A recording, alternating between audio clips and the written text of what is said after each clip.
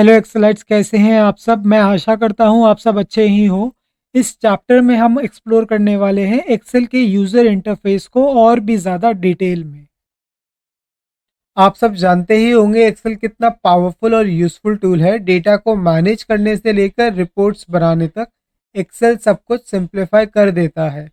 इस वीडियो में मैं आपको स्टेप बाय स्टेप एक्सेल के की कंपोनेंट से इंट्रोड्यूस करूंगा, लाइक टाइटल बार, रिबन बार, स्टेटस बार और भी कई फीचर्स हैं जिनको हम डिस्कस करने वाले हैं। हम देखेंगे कैसे इन्हें यूज़ करके आप अपने काम को स्मूथ बना सकते हो और थोड़ा एफिशिएंट भी। तो बिना टाइम वेस्ट किए चलिए शुरू करते हैं और एक्सेल को थोड़ा और डिटेल में समझते हैं। तो दोस्तों, इस शीट पे हमारे पास एक इमेज है जो एक्सेल के यूज़र इंटरफेस के हर एक इम्पॉर्टेंट कंपोनेंट को दिखाता है। और आज इन कंपोनेंट्स के बारे में हम बात करेंगे, लेकिन थोड़ा डिटेल में। ये सब फीचर्स आपके एक्सेल के एक्सपीरियंस को काफ़ी एनहांस करते हैं। तो बिना टाइम वेस्ट किए चलिए शुरू करते हैं और स्टार्ट करते हैं एक्सेल के सबसे पहले कंपोनेंट के साथ, जो है टाइटल बार। टाइटल बार आपको एप्लीकेशन या स्क्रीन के सबसे टॉप पे देखने को मिलता है और यहाँ पे आपको दिखाई देता है कि आप कौन सी फाइल पे काम कर रहे हो। उस फाइल का नाम आपको यहाँ पे देखने को मिलेगा।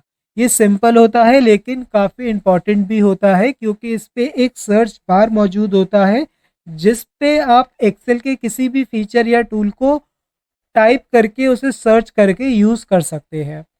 तो अब अगर बात करें इसके टॉप राइट कॉर्नर पे, तो इसके टॉप राइट कॉर्नर पे कंट्रोल बटन्स शामिल होते हैं, जैसे कि मिनिमाइज, मैक्सिमाइज और क्लोज, जो आपको आपकी विंडो को अपने अकॉर्डिंग एडजस्ट करने का मौका देते हैं। ये इजी है लेकिन काफ़ी यूज़फुल होता है। अगर बात करें इसके टॉप लेफ्ट कॉर्नर पे, तो इसके टॉप लेफ्ट कॉर्नर पे क्विक एक्सेस टूल बार शामिल होता है।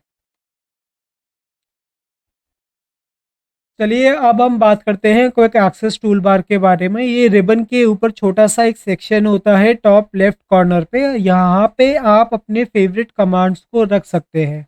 जैसे कि अगर आपको सेव या अंडू काफ़ी फ्रीक्वेंटली यूज़ करना पड़ता है, तो आप सेव और अंडू के आइकन को यहाँ पे पिन कर सकते हैं, जिसके बाद उस पर सिंगल क्लिक करके उन फीचर्स को आप यूज़ कर सकते हैं। ये बहुत ही कन्वीनियंट और टाइम सेविंग होता है। अगली बारी आती है रिबन बार की। तो ribbon bar is one of the most important component of Excel and it is the control centre of Excel from where you can control every feature of Excel. Ribbon bar में अलग अलग tabs होते हैं, जैसे कि home tab, insert tab, formula tab. इसके अलावा भी रिबन बार में कई सारे टैब्स मौजूद होते हैं जो आपको स्पेसिफिक टास्क करने में मदद करते हैं। आपको जो भी स्पेसिफिक टास्क करना हो उसका टैब आप इजीली सिलेक्ट कर सकते हो। और अगर आपको थोड़ी एडवांस सेटिंग चाहिए, तो कुछ सेक्शन के कॉर्नर पे, यानी कि बॉटम राइट कॉर्नर पे, छोटा सा डायलॉग बॉक्स लॉन्चर भी होता है। ये आपको उस टैब या ग्रुप के और भी फीचर्स को एक्सेस करने की फैसिलिटी प्रोवाइड करता है।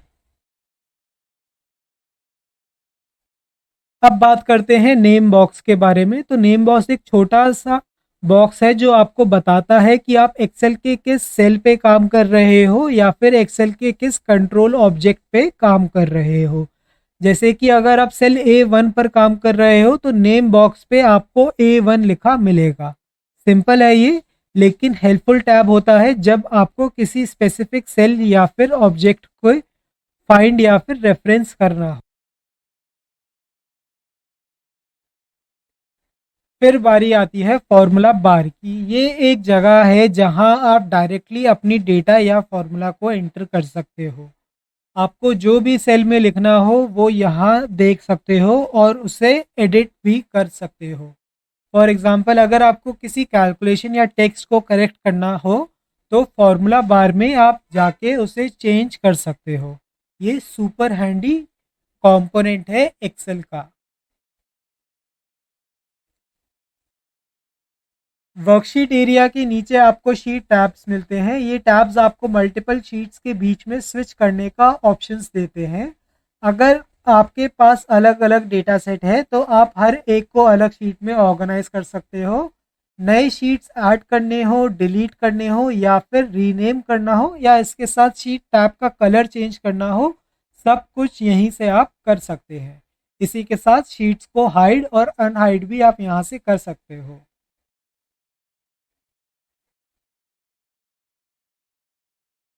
स्टेटस बार के जस्ट ऊपर आपको मिलता है स्क्रॉल बार, जो आपको आपकी शीट में हॉरिजॉन्टली और वर्टिकली मूव करने में मदद करते हैं। तो चलिए एक और यूजफुल फीचर के बारे में बात करते हैं, जो कि है status bar. Status bar excel की एप्लीकेशन के सबसे बॉटम पे आपको देखने को मिलता है और यहाँ पे आपको एक्सेल और एक्सेल पे आप जिस टूल पे काम कर रहे हो उससे रिलेटेड इंफॉर्मेशन देखने को मिलती है। एग्जाम्पल के तौर पे मान लीजिए अगर आप कुछ सेल्स को सिलेक्ट करते हो तो स्टेटस बार पे आपको बेसिक कैलकुलेशन देखने को मिलेगी, जैसे कि एवरेज, काउंट या फिर सम, वो भी बिना किसी फॉर्मूला को अप्लाई किए बिना। तो ये बहुत हेल्पफुल होता है जब आप किसी इंफॉर्मेशन को जल्द से जल्द देखना चाहते हो। इसके अलावा भी इसके ऊपर आपको कई सारी इंफॉर्मेशन देखने को मिलेगी, जैसे कि अगर आपकी शीट पे कैलकुलेशन या आपकी वर्कबुक पे कैलकुलेशन पेंडिंग है या नहीं, या फिर कैलकुलेशन पूरी तरीके से कंप्लीट हो चुकी है, तो ये इंफॉर्मेशन भी आप स्टेटस बार पे देख सकते हो।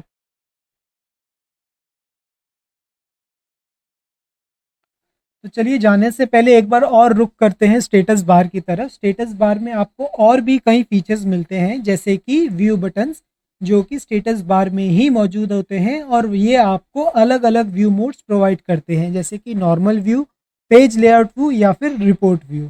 आप अपनी प्रेफरेंस के हिसाब से किसी भी व्यू को सिलेक्ट कर सकते हैं।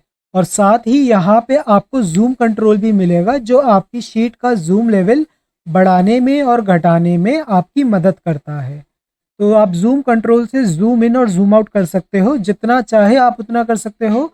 मैक्सिमम जूम लेवल होता है 400% और मिनिमम जूम होता है 10%।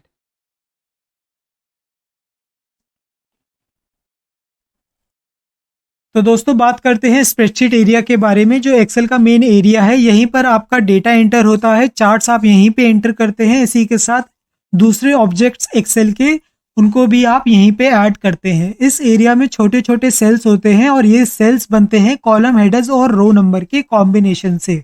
जैसे अगर आपको किसी पर्टिकुलर सेल को रेफरेंस करना हो, जैसे कि A1, B2 या C3, तो ये कॉलम्स और रो के इंटरसेक्शन से बनते हैं।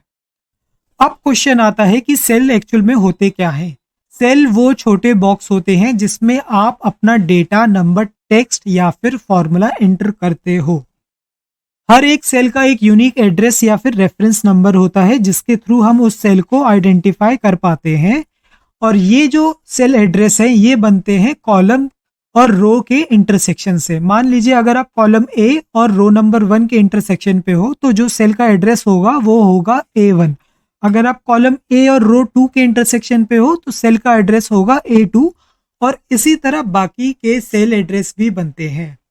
ये सेल आपको अपने डेटा को इजीली रेफरेंस करने में और नेविगेट करने में मदद करते हैं। और सेल के अंदर आप कई तरह के डेटा को स्टोर कर सकते हो, जैसे कि हमने पहले की वीडियोस में भी डिस्कस किया है।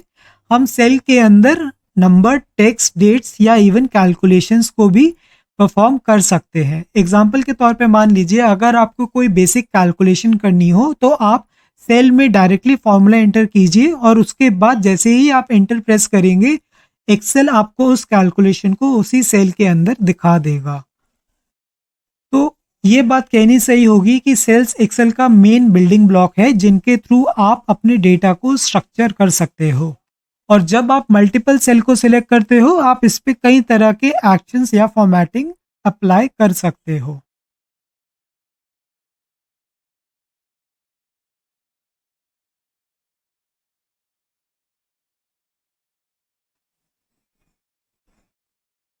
तो एक्सेलाइट ये था एक क्विक वॉक थ्रू एक्सेल के यूजर इंटरफेस का, और मैं आशा करता हूं मेरे द्वारा दी गई जानकारी से आप अपने एक्सेल के डेटा बैंक की नॉलेज को और भी ज्यादा ब्रॉड कर पाए और इस इंफॉर्मेशन को यूज करके आप अपने वर्क फ्लो को और भी ज्यादा स्मूथ कर पाए।